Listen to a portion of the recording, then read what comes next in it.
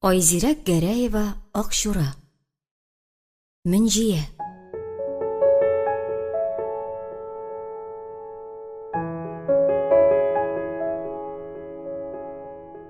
Тугызынчы бүлек. Фрунзе шәһәренең йөзе яшеллеккә күмелгән Дзержинск бульвары. Башкаланың көньягыннан төньягына таба озын бер бакча булып сузылган проспект тимер юл вокзалыннан башлана. Башкалага аяк баскан һәркем иң беренче чиратта шушы бакчада инкыйлабка кадәр үк утыртыла башлаган агачлар күләгәсенә килеп эләгә. Аннары ерактан күренеп торган ак башлы тауларны күреп хайран кала. Болытлар биеклегендәге таулар очында бер кайчан кар эремәс. Һәр вакыт ак болытлар эленеп торыр. Җәен кызудан, кышын салкыннан саклый торган кыргыз милли баш киеме, киез ак калпакны кырын салган диярсең. Айсылу яшел бульвар буйлап килгән ягымлы йөзле әнисен ерактан күреп алды. Нык басып, шул ук вакытта бик килешле итеп атлавын яратып карап торды. Елмаеп каршы алды. Чын менә, әни, Америкага җибәрсәләр, Голливуд йолдызы булыр идең син. Нәкъ шулар төсле йөрисең. Шундый җибәр син, әнием. Йолдыз гынамы? Миллионерша диген. Ана белән кыз рәхәтләнеп көлеп җибәрде. Алар шулай шәһәр үзәгендә икәүләшеп һава сулап йөрергә, яшел дөнья кочагында калып утырырга ярата. Хәл-әхвәл белешеп алгач, опера-балет турында сөйләшәләр, дөнья яңалыкларын уртаклашалар. Мөнҗия һәр җирдә диярлек СССРның халык артисты исемен йөрткән балерина кызы белән әниләрчә ихластан, беркемнән кыенсынып тартынып тормыйча горурлана, үзен исә рышып тала, сүгеп тә ташлый. Айсылуга гына эләкми инде, барысына эләгә. Менә хәзер дә уенын чынын бергә кушып тутырып әйтте. Менә космоска очканнарның әниләренә орден бирделәр. Бик әйбәт, бер сүзем юк. Сөенсеннәр, куансыннар. Ләкин менә минем 3 кызым Кыргызстанның танылган шәхесләре. Димәк, мин дә дөнья яуларлык кызлар үстергәнмен. Кем баласын шулай бик иртә өйдән чит шәһәргә укырга чыгарып җибәрде соң? Кем аларны бала чактан шулай мөстәкыйль тормыш алып барырга өйрәтте? Тырыш, үзенчәлекле шәхес булып җитлегергә ярдәм итте. Бер нинди авырлык алдында югалып калмасыннар өчен тырышты. Тентү допрослар, халык дошманы хатыны дип эзәрлекләүләр, күтәрә алмастай ташлар төсле бер-бер артлы өстенә ишелеп төшәр алдыннан гына дөньяга аваз салган беренче кызы Офелия 3нче сыйныфтан Ваганов исемендәге Ленинград хореография училищесында укыды. Аннары ГИТИСны тәмамлады. Айсылуны әлеге училищега укырга чакырганда 11 яшь иде. Ә Гөлмираны Чайковский исемендәге Мәскәү дәүләт консерваториясе каршында сәләтле балалар өчен оештырылган музыка мәктәбенә 8 яшьтән кабул иттеләр. Бер ананың 3 кызы, икесе СССРның халык артисты, өчесе дә Кыргызстанның ат казанган артисты дигән мәртәбәле исемнәргә ирешкән данлыклы сәнгатькәрләр, режиссер, балерина, пианист. Илгә, халыкка хезмәт итүче белгечләр, музыка дөньясын сайлаган йөзләгән талантлы шәкертләр тәрбияләүче рухи остазлар. Әни, безнең өчен дәүләттән рәхмәт ишетәсең киләме? Галәмгә оча торган балалар үстергәнгә генә рәхмәт тиешлеме әллә? Шул вакытта Мөнҗиянең күзе 5-6 метр читтәрәк торган скамьягә төште. Үзенең эшләре хакында сүз башларга җыенган Айсылу әнисенең кинәт үзгәреп китүен сизеп алды. Әнисе текәлгән тарафка борылды. Анда ылгайып барган бер абзый утыра иде. Мөнҗиянең хәтере котырып чабып барган җирдән кинәт йөгәнен тартып туктатканга тынычлана алмаган ат төсле бер мизгел эчендә дулап күтәрелде. Хәтта әлеге картны ерактан танып алуына икеләнмәде. «Ул», диде. «Кем, әни?» «Картайган инде, бетешкән». «Кем соң ул?» Миннән сорау алган бәндә. Юктыр, әни. Ул түгелдер. Айсылу күрше эскәмиядә утырган бабайны һич кенә дә нарком тикшерүчесенә охшата алмады. Җилкәләре асылынып төшкән, әллә кай замандагы якалары уңган ашалган костюм кигән бер карт саф һава сулап утыра. Беркемдә эше юк кебек. Тонык күзләре белән тауларга таба караган. Тын гына утыра. Әмма әнисенә таба кире борылса, дерелдәп куйды. Аңар әнисенең төрле карашларын күрергә туры килде. Үзе бит күзләрдән кешенең күңелендә ни барлыгын укырга өйрәтте.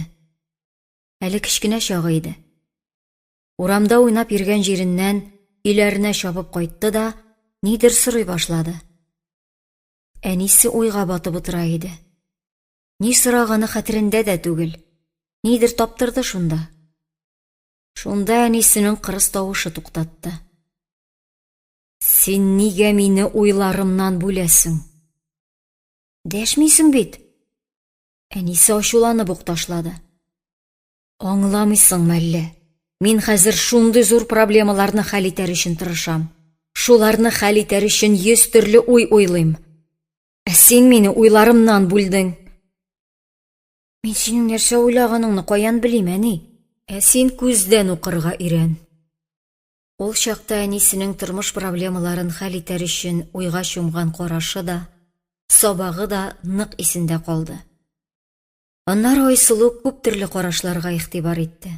Дусларының, танышларының, хезмәттәшләренең әйткән сүзләре күңелләре белән туры киләме, юкмы, моны күз карашлары ача да сала. Әнисенең тагын бер карашы күңеленә уелып калган икән. Анысы да сабый чак сабагы. Бер балачак дусты Айсылу диясе урынга исемен үзенә ничек кулай, шулай үзгәртеп, башка телгә әйләндереп эндәште. Моны ишетеп алган әнисе өйгә кайткач кирәген бирде. Синең исемең Айсылу. Бик матур исем. Әйтергә бер кыенлыгы юк. Сылу бик гүзәл дигән сүз. Ә ай турында хәтта җырлар бар. Ай югары, айга менәсем килә. Айга менеп түбән карап сине күрәсем килә. Аңладыңмы? Башка исемеңне боздырма. Мине Марусяга, Мусяга әйләндергәннәре дә җиткән. Әлеге сөйләшүдән соң еллар узды. Айсылу башка исемен беркемгә дә бозарга ирек куймады. 1958 ел. Ленинградта укый башлаган вакыты иде. Әтисе белән әнисе хәлен белергә килгән. Шунда тулай торакта юлларына очраган бер баладан Тыкымбаевны чакыра алмассыңмы дип үтенгәннәр. Теге бала алардан Айсылумы дип сораган. Айсылу коридор буйлап килгәндә үк әнисендәге яңа карашны тотып алды. Кызын Аська Соняларга әйләндермәгәннәр. Башка төрле исем тапмаганнар бит. Айсылу диләр. Шуңа горурлыгы күңеленнән карашларына ташып чыккан икән. Хәзер менә әнисендә бөтенләй яңа караш барлыкка килде. Беренче мәртәбә күрүе. Моны ничек аңларга, ничек тасвирларга сүз таба алмый торды. Тапты. Хәтәр хатирәләр аша бәреп чыккан әче караш бу. Хәтер карашы тимерне кисәрлек. Шуңа бер хәл булганчы, әни китик дип, якын кешесен кузгатасы итте. Әнисе урыныннан тормады. Хәтта аны ишетмәде дә. Ул, таныдым. Утыра бер үзе тауларга багып. Күз киеге. Әтиең белә, Айтматов халык дошманы баласы. Әнисе кулак кызы. Ә бит ул нинди акыллы хатын. Нәгыймә апаның акылы, тәрбиясе малайына күчкән. Әтиең аралашкан язучылар, галимнәр бик күп иде. Халык дошманнары балалары берсе дә югалмады. Барысы диярлек бөек шәхесләр, талантлар, алдынгылар. Ник шулайсың? Чөнки геннары нык, кызым. Рухлары сакланган нәселдән алар. Мин галим түгел, әмма беләм. Геннардан күп нәрсә тора. Нәсел рухы һәр балага күчә. Һәр кеше үзенең рухын кайгыртырга тиеш. Вавиловны юкка чыгардылар. Имештер, аның геннар теориясе дөрес түгел. Шулай ди. Имештер, чын кешеләрне партия тәрбияләде. Барысын совет җәмгыяте хәл итте. Совет тормышы тудырды. Шулай иткән ди. Минем әти дә, әни дә әйтә иде. Без бик зур нәселдән дип. Айсылуның исә шул вакытта театрга бәйле борчулары исенә төшеп тынгысызланды. Бераз шул турда сөйләшермен, күңелен бушатырмын дигән иде дә, кая инде хәзер? Әнисе хатирәләренә чумса, тиз генә туктар димә. Бала чактан алар әниләренең хикәятләрен күп тапкырлар тыңлап, инде үсә төшкәндә ятлап бетергәннәр иде. Ничә мәртәбәләр бу сүзләрне ишетте ул, санап бетерә алмас. Менә әнисе тагын исенә төшерә. Әйтерсең, үткәндә калган хәлләр кызына берәр ничек булыша ала. Түзмәде, каты бәрелде. Әни, җитәр инде. Һаман бер сүз. Мин буларны 100 мәртәбә ишеткән. Шул мизгелдә тимерне кисәрлек хәтәр караш аңа төбәлде. Гомердә дә онытылмаслык итеп, бәгыренә уеп әйтте әнисе. Мин сиңа буларны 100 генә түгел, 1000 мәртәбә сөйләрмен. Башыңа кереп калганчы сөйләрмен. Ана белән кыз тынып калды. Бер никадәр вакытка һәр кайсы үз эченә бикләнде. Бер-берсенә бераз үпкәләгән хәлдә сөйләшми тирә-якка сокланып утырдылар. Бакчада сайраган кошлар авазы гына ишетелеп торды. Алайда тирә-юнь матурлыгы киеренкелекне тиз юкка чыгарды. Әнисенең карашы йомшарып китте. Күп вакыт узмады, кабат тынычланды, йөзенә яктылык җәелде. Хәтәр карашны тормышны үтәли күрә торган ягымлы һәм ачык караш алыштырды.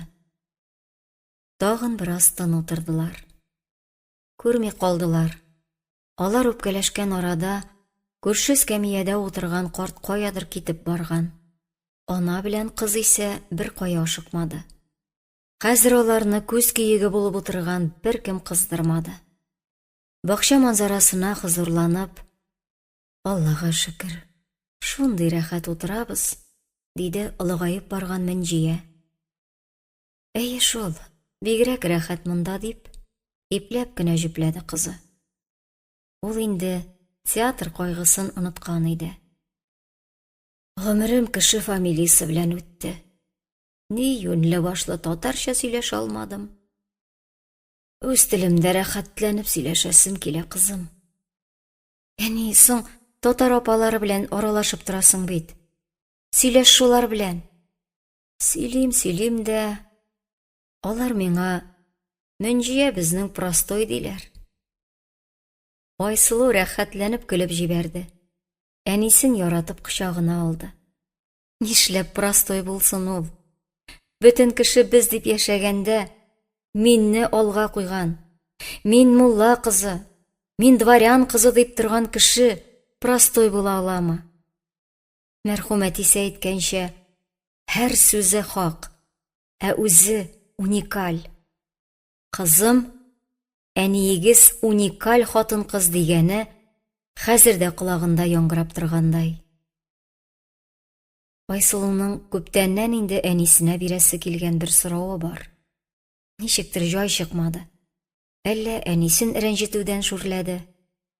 Менә хәзер шул күп еллар дәвамында күңелендә ризасызлык хисен кузгатып куйган соравы кабат исенә төште. Һәм ниндидер бер эчке сиземләү белән вакыт җиткәнен тойды. Әни, әйт әле. Нигә син безгә шул кадәр каты булдың? Әйтерсең, әнисе сорауны гомер буена көткән. Йөзендә бер нинди аптырау чагылмады. Бер кызына, бер бакча түренә күз ташлап алды. Җавабын ашыкмыйча гына әйтте. Мин сезне татарча тәрбияләдем. Агачныкы төсле тамырларыгыз тирәнгә китсен. Бер нинди җил давылларга бирешмәсеннәр. Нык торсыннар дидем. Таулардан искән җиләс җил сулышларны киңәйтеп җибәрә торган дала кырлар һавасын ашыгып шәһәргә куды. Шул һаваны бакчада үскән 100 яшәр агачлардан, төрле рәвешләргә китереп киселгән куаклардан, юл буйларына утыртылган чәчәкләрдән таралган әллә нинди кабатланмас хуш исләргә төреп, бер дә кызганмый өләште. Кыргызстанга рәхмәт. Ничек кенә авыр еллар булмасын, Кыргызстан мине ризыклы итте. Шушы җир эшле, гаиләле итте. Тормыш матурлыгын, рәхәтен шушында күрдем. Әтиегез безнең өчен, халык өчен тырышты. Эшләде дә эшләде. Күпме китап бастырды. Мәскәү юлын таптап, Манасны таратты. Әйбәт кеше иде. Бер кемне рәнҗетмәс, ачуланмас, барысын эченә җыйды. Шуңадыр да тиз китте. Иртә китте. 60-та ук. Әни, кызым, сез минем хыялларымны тормышка ашырдыгыз. Сеңлең Гөлмира, танылган пианист, син балерина. Аллаһка шөкер. Бар да әйбәт. Әмма барыбер Татарстанга кайтасым килә. Агыйдел буйларын сагынам. Киндек каны кайда тамган, шул җир тарта кызым. Тау җиле ипләп кенә Мөнҗиянең күз яшеннән дымланган йөзен сыйпап узды. Тик күңелендәге җирсү хисен очыртып җибәрә, тарата алмады. Айсылу ханым белән Төркия башкаласы Анкарада урнашкан Идили татар ашлары ресторанында сөйләшеп утырабыз. Кулакны иркәләп кенә Алсуның Олы юлның тузаны җыры яңгырый. Өстәлдә пәрәмәч сугына. Олы юлның тузанынла үзем күрдем тузганын. Белми калдым, сизми калдым яшь гомеремнең узганын. Каршы диварга Иделнең Болгарга күтәрелә торган яр буе ясалган картина эленгән. Болгарның таш биналары күренми.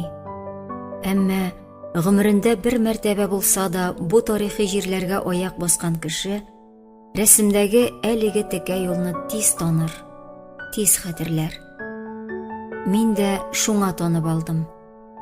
Мөнҗия ханымның әти-әнисе аңлаткан болгар бабайлар яшәгән һәм көн иткән Идел буйлары төшерелгән шул картина каршында яшьлегендә үк йөзләгән чит илләрне гизгән, 7нче дистәсен ваклаган нәсел дәвамчысы Айсылу ханым утыра.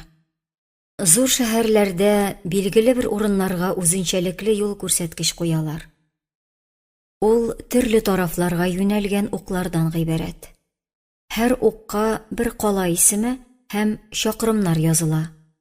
Лондон 2000 километр, Мәскәү 3000 километр, Токио 5000 километр. Ягъни син басып торган урыннан Лондонга яки башка ил башкаласына шуның кадәр ераклык. Нигәдер шул юл күрсәткечләр янында дөньяның бер бөтенлеге ныграк сизелә. Әмма барыбер туган җиреңне эзлисең. Төрле илләрдән җыелган, төрле телләрдә сөйләшүче туристларны аралап карыйсың. Казан шәһәре исемен күрсәң, авылыңа кайткандай куанасың. Болгар картиналы Идилиядә миңа шундый күрсәткеч куелган үзенчәлекле бер урынны хәтерләтә. Чөнки ул бик күп тарафларга сибелгән татарларны очраштырган, үзенә җәлеп иткән урын. Әгәр шулай булмаса, Казаннан Анкарага килеп, Кыргызстанда туып үскән Айсылу Токымбаева белән танышыр идемме? Актаныш районы Илчебай авылында дөньяга килгән танылган җырчы, Кыргызстан опера сәнгатенә сулыш өргән Мөхәммәд Закир кызы Мөнҗия Солтанова Еркимбаева язмышы хакында туган җиреннән меңләгән чакрымнар еракта белер идемме? Айсылу ханым татарча аңлый. Теле русча, кыргызча, төрекчә. Әнисеннән отып калган татар җырларын татарча, кыргыз көйләрен кыргызча әйтте.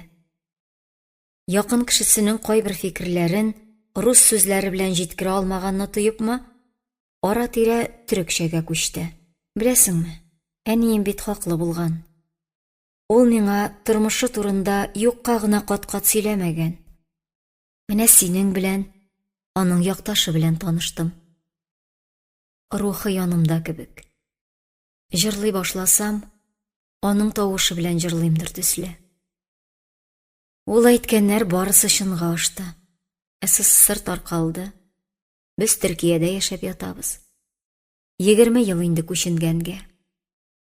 Әни татарлыгыннан аерылмады. Шуңа Усман Әлмиев, Илһам Шакиров, Әлфия Авзаловларны гастрольләргә килгәндә өйгә алып кайтып кунак итә иде.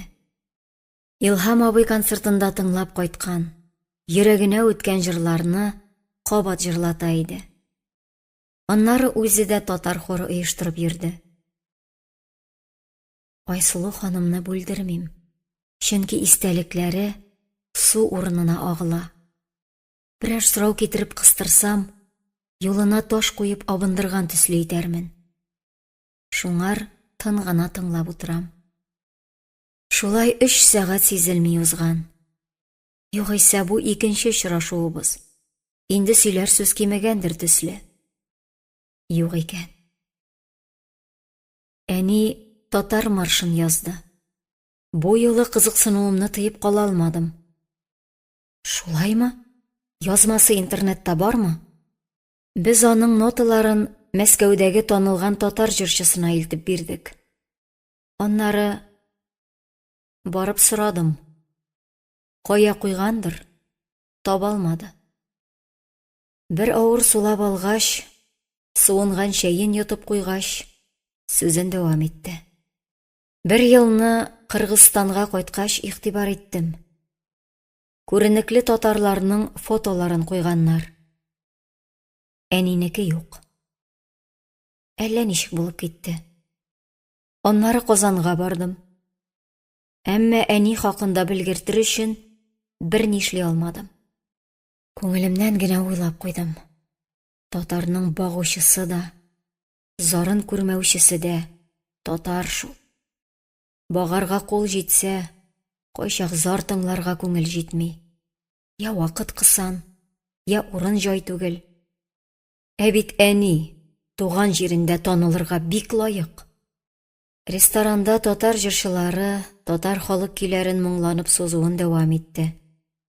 Өстәлдә ашалмаган пәрәмәч суынды. Җыйнаклыгы, тыйнаклыгы белән сокландырган данлыклы балерина Айсылу Токымбаева әле яңа гына сөйли башлагандай, хатирәләренә бөтен барлыгы белән бирелеп, әнисенең күңел серләрен якташына чиште. Ә мин буш кәсәм төбенә карап куйдым да Актанышка кайттым. Бер-берсенә бик якын урнашкан Куян, Илчебай, Уразай авылларына илтүче юл буйлап Агыйдел буена төштем. Илчебайның иске йортларын күз алдына китереп, элеккеге заманны терелтәсе идем. Тау башында ятимә кыз баланың моңланып җырлап утырганын, урман юлы буйлап килгән атлы чананы, каз мамыгы җыеп йөргән тук американнарны, инде Мөнҗия ире белән нәсел метрикасын эзләп, аннары кабат туган ягына кызы Айсылуны Энесе Әдһәмне ияртеп кайткан 50-60 елларны күз алдына китерергә тырыштым. Авыл советы бүлмәсе, өстәлдә гаиләләре турында язылган бит йыртып алынган метрика кенәгәсе ята. Нигезләреннән мәхрүм калган халык дошманы балалары янә туган җирләрендә сагышларын, чарасызлыкларын Агыйделгә салып таратырдай булып өзгәләнә. Мөхәммәд Закир мулланың 13 яшьлек аныгы бик каты дулкынланган әнисенә сүзен дәшергә кыймый. Бары «Нинди җир соң бу?» дигәндәй тирә-юньне күзәтә. 100 газап чигеп, поезд, теплоход, кукурузник белән кайтып җиттеләр. Авылны бер кат әйләнеп чыккач, Агыйдел буена утырып сулыш алдылар. Һәм сәфәрләрен дәвам иттеләр. Кабат Казанга, аннан Фрунзега. Әмма теге заман 20-30 еллар терелмәде. 50-60 еллар күпкә якын тоелуга карамастан җанланмады. Менә чана эзе салынган юлдан читкә чыгып, кар кертенә кереп баттым. Ярдәмгә килергә теләгәндәй буран чыкты. Ләкин күз алдындагы авыл күренеше һич үзгәрмәде. Кар астында күлләр, ерактарак боз астында калган Агыйдел күренә. Яр буйлап калкулыклар, урман сузылган. Аклык һәм киңлек. Бик таныш, рәхәт туган җир мөхите. Һәм күз алдыма килгән авыл башында әллә кайдан гына Мөнҗиягә бәйле тарафлар язылган юл күрсәткеч багана калыкты. Уклары төрле тарафка юнәлгән. Илчебай, Актаныш, Казан, Санкт-Петербург, Мәскәү, Фрунзе, Анкара. Булар бер-берсеннән ничә чакрым ерактадыр, нишләптер күрсәтелмәгән. Ә менә вакыт озынлыгы төгәл билгеле. Илчебай Анкара арасы 100 ел. 1918-2018. Мөхәммәд Закир мулланы йоткан, билгесез урлаулар, югалулар дәвам иткән. 100 ел. Нәсел җипләре өзелгән. Азан әйтеп кушылган исемнәр, фамилиялар алышынган. Намаз укылган җирләр җуелган. Күрше өстәлгә утырганнарның төрекчә сүзләре кулагыма керде.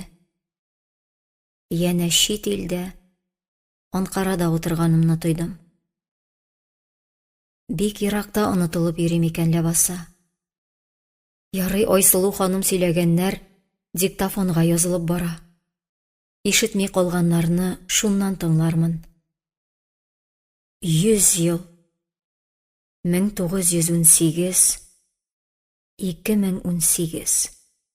Бер гасыр дәвамында тарих, тел, җир, бабайлардан калган мал-мөлкәт урланган. Билгесезлек көн-төн ясин чыккан дәвер. Дәвер дәвам итәр. Ә урлашулар бетәрме? Илчебайдан ярып кайткан уйлар белән буш кәсәм тулды. Билгесез урлаулардан качкан, котылган, тагын тотылган, тагын качкан татар рухы дөнья буйлап күрсәткеч эзли. Тапкан сайын тарафлар 100 төрле, чакрымнар 1000 төрле.